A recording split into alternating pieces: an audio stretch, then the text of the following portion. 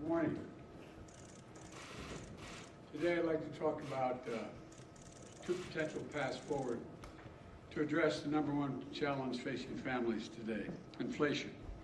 This will not be my only speech on inflation, I'm sure, but when we look at the economy today, it's clear we've made enormous strides. And our plans and our policies have produced the strongest job creation economy in modern times. In addition, 8.3 million jobs in my first 15 months in office at a record. Unemployment rates were down to 3.6%, the fastest decline in unemployment to start a presidential term ever recorded. And in addition, Americans have applied to start 5.4 million new small businesses last year, 20% more than any other year on record. And I see, and as I see it, everything across the country is, as I go across the country, our economy has gone from being on the mend to on the move. But for every worker I met who's gained a little bit of breathing room to seek out a better paying job, for every entrepreneur who's gained the confidence to pursue their small business dreams, I know the families all across America are hurting because of inflation. I understand what it feels like. I come from a family where when the price of gas or food went up, we felt it. It was a discussion at the kitchen table. I want every American to know that I'm taking inflation very seriously, and it's my top domestic priority. And I'm here today to talk about solutions, and there's going to be more we're going to have to talk about as well. But first, I want us to be crystal clear about the problem. There are two leading causes of inflation we're seeing today. The first cause of inflation is a once-in-a-century pandemic. Not only did it shut down our global economy, it threw the supply chains and demand completely out of whack, especially in countries where more effective recovery responses weren't available, especially in those sectors that rely on semiconductors. These supply challenges have been further hampered by the onset of Delta and Omicron viruses. And you've all seen it, you've all felt it. And this year we have a second cause, Mr. Putin's war in Ukraine. We saw in March that 60% of inflation that month was due to price increases at the pump for gasoline. Putin's war has raised food prices as well, because Ukraine and Russia, two of the world's major bread baskets for wheat and corn, are essentially completely stalled. Ukraine has 20 million tons of grain in storage in silos right now. They're trying to figure out how to get out of the country into market, which would reduce prices around the world. Normally we'd have already begun to export them into the market, but it hasn't because of Putin's invasion. So we're working with our European partners to get this food out into the world so that it could help bring down prices. But it's difficult because, again, of Putin and the Russian invasion of Ukraine. And those two major contributors to inflation are both global in nature. That's why we're seeing historic inflation in countries all over the world. But here's the good news. Because of the actions we've taken, America's in the stronger position to meet this challenge than just about any other country in the world. Some of the roots of the inflation are outside of our control, to state the obvious. But there are things we can do and we can address and we need to do. That starts with the Federal Reserve, which plays a primary role in fighting inflation in our country. I put forward a highly qualified nominees to lead that institution, and I strongly urge the Senate to confirm them without delay. The Fed has dual responsibilities. First is achieving maximum employment, and second is stable prices. And while I'll never interfere with the Fed's judgments and decisions or tell them what they have to do, they're independent. I believe that inflation is our top economic challenge right now, and I think they do too. We've built a strong economy with a strong job market. And I agree with what Chairman Powell said last week, that the number one threat is the strength, and that strength that we built is inflation. So the Fed should do its job, and it will do its job, I'm convinced, with that in mind. Now, as I said when I came to what Congress and the President can do to fight inflation, Americans have two potential paths forward. The first is my plan, the Democratic plan. Plan put forward by congressional Republicans is a second alternative. Here's how each of us would tackle inflation. My plan is to lower everyday costs for hardworking Americans, and lower the deficit by asking large corporations and the wealthiest Americans to not engage in price gouging and to pay their fair share in taxes. The Republican plan is to increase taxes on the middle-class families, let billionaires and large companies off the hook as they raise prices and reap profits at record amounts. And it's really that simple. But let me explain why this choice is so important. Let me start with the Putin price hike, high gas prices, and energy prices. My plan is already in motion. I led the world and other countries to join with us to coordinate the largest release of oil from our stockpiles of all the countries in history, 240 million barrels to boost global supply. Here at home, U.S. oil and gas production is approaching record levels. In fact, we produced more oil domestically in my first year in office than my predecessor did in his first year. To further drive down prices, my administration is allowing the sale of gasoline using homegrown biofuels this summer, which wasn't allowed before. And to reduce our dependence on foreign oil and reckless autocrats like Putin, I'm working with Congress to pass landmark investments to help build a clean energy future as well. From tax credits for businesses to produce renewable energy, to tax credits for families to make their homes more energy efficient. I met with nearly a dozen CEOs of America's largest utility companies, and they, to a person, told me that, and including Southern Company, American Electric Power, and 10 others. They confirm that if we pass the investments I'm talking about, we'll immediately lower families' utility bills by as much as $500 a year, according to their one estimate. That's by they're going to make their homes more secure in terms of heat not getting out and air conditioning not escaping because they have good insulation. Now, what's the congressional Republican plan with respect to energy? First of all, their plan is to give oil companies a free pass.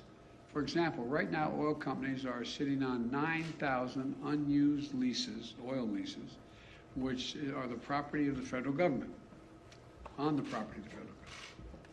Under my plan, they would have to pay taxes, and if they don't use those leases to produce more oil, they just can't sit on it. Unlike under the Republican plan, they'd be allowed to continue to sit on this land without producing while shipping record profits back to their investors. The fact is, the average cost of a barrel of oil has been steady for weeks. So why do gas prices keep going up so high? Republicans have offered plenty of blame, but not a single solution to actually bring down the energy prices. You know, we have no plan. They have no plan to bring down energy prices today. No plan to get us to a cleaner, energy independent future tomorrow. So in the future, American families are no longer subject to the whims of dictators halfway around the world. The next thing is, let's compare our plans when it comes to lowering everyday cost. My plan is to make concrete, common sense steps to bring down the biggest expenses that families are facing. Let's take drug prices. My plan will let Medicare negotiate prices for prescription drugs, like they do with the Department of with the military, as it relates to what the administration is able to negotiate for prices for military. The cap, and I also call for a cap on the price of insulin, which 200,000 American children rely on because they have type 2 diabetes, at $35 a month. Costs $10 to make the insulin. They make a significant profit, instead of the average price of about $640 a month. Think of the difference it will make in millions of American families, like the family I met with in Virginia about 3 weeks ago, struggling every day, every single month, to afford their son's insulin. And on this and other issues, I've laid out specific proposals to Congress to bring down the cost of the everyday cost many American families face. And that's in addition to the work my administration has already done to lower prices. Another reason why prices are up for products people need relates to whether or not the manufacturer has access to all the materials they need to build a product. Think of the materials you need to build a house. If you can't get the materials from the ship to shore, from the shore to the home, the prices are going to go up. That's why we brought labor and industry together on the West Coast to improve operations at the ports, to speed up the transfer of products from abroad to shore, from shore to the location where they're going to be used, so that those products can move more quickly and cheaply. We haven't had enough truckers, for example, to deliver the lumber or other goods. That's why we are executing a plan to get more truckers on the job. It reduces the time it takes to move the goods quickly.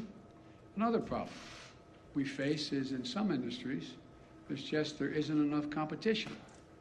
And I've often said that capitalism without competition isn't capitalism, it's exploitation.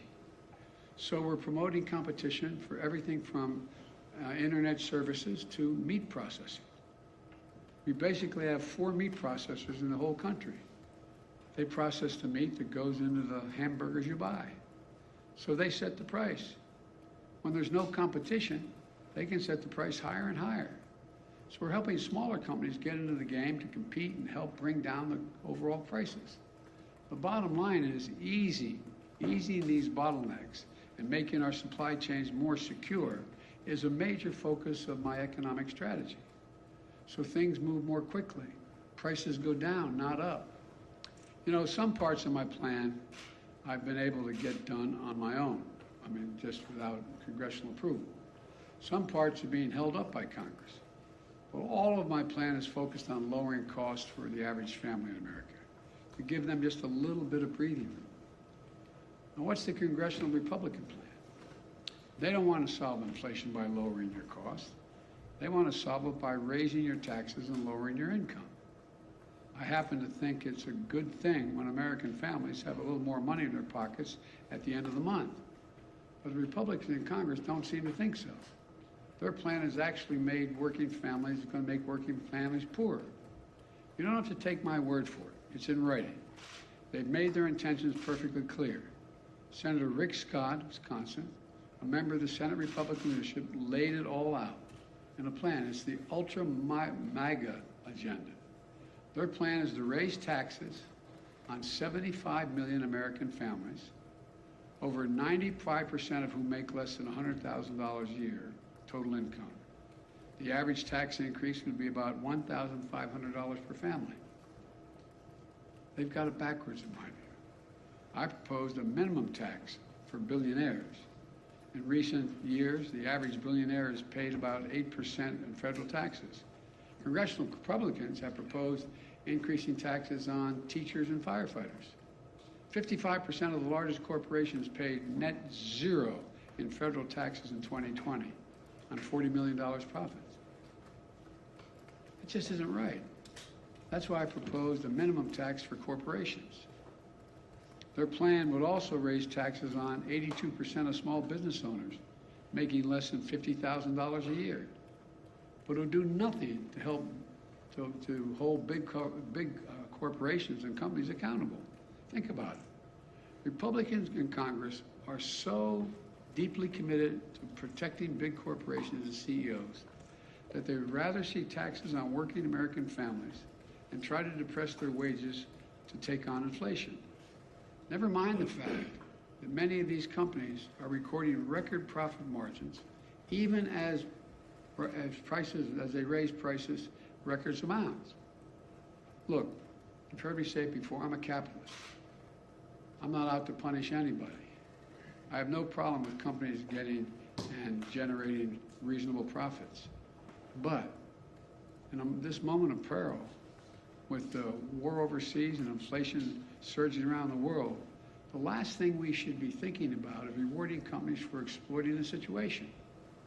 While families struggle to pay their bills, some corporate executives are on earnings calls with investors on Wall Street cheering their record profits and explain how they're using this period of inflation to cover the rise in prices far beyond what they need to do to cover their costs. And all this time, they're not even paying for a fair share of taxes in the first place. You want to bring down inflation? Let's make sure the wealthiest corporations pay their fair share. My plan asks those companies to pay their fair share in taxes. Congressional Republican plan, let them off scot-free. And if you weren't extreme enough in the Congressional Republican agenda, they put it in writing. It also calls on Congress to put Social Security, Medicare, and Medicaid on the chopping block every 5 years. Now, if I hadn't seen it in writing, I think somebody's making this up. But their proposal is every 5 years, all those programs would cease unless they're re-voted. That the Congress comes along and says, yeah, we want to keep these plans, affirmatively voting for them. Well, imagine the changes are going to take place then, man. Imagine all the bargaining that's going to take place. You Democrats want to maintain Social Security, you got to give up such and such. Look, I want to give Medicare the power to negotiate drug prices and make it stronger and lower your cost. Republicans kind of want to make, Congress want to make Medicare's very existence up for vote over and over again, along with Social Security and Medicaid.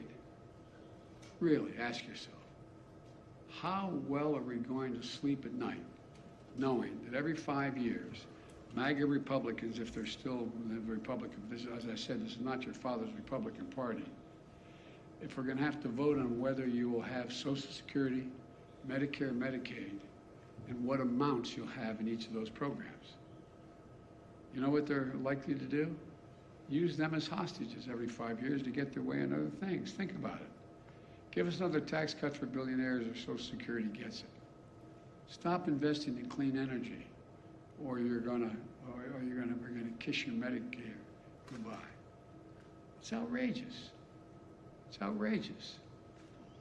I can't believe that the majority of the Republicans buy on to Scott's plan, but that's a plan in writing, and he's in the leadership.